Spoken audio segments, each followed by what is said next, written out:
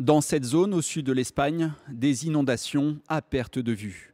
Surpris par la montée des eaux, certains habitants sont contraints de se réfugier sur le toit de leur maison.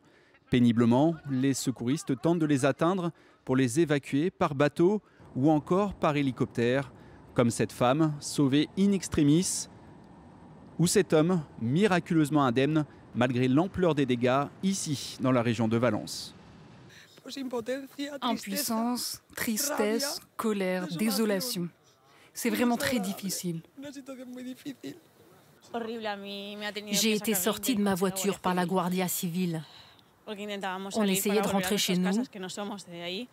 C'était horrible.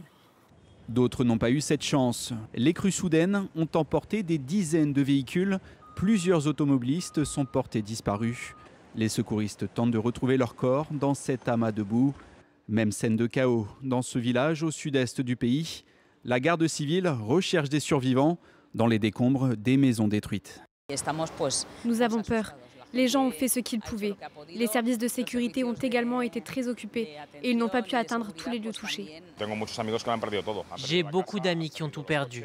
Ils ont perdu leur maison, leur voiture. Mon usine où je travaille a été détruite. C'est difficile parce qu'on ne sait pas ce qui va se passer maintenant. Personne n'est épargné.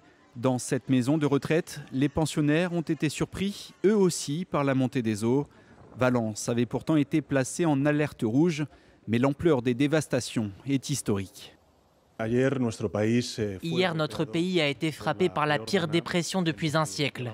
On va mettre en œuvre tous les moyens nécessaires aujourd'hui et pour le temps qu'il faudra pour gérer cette tragédie. Le Premier ministre Pedro Sánchez a annoncé qu'il se rendrait dès demain dans la région de Valence. Le gouvernement espagnol a d'ores et déjà décrété un deuil national de 3 jours.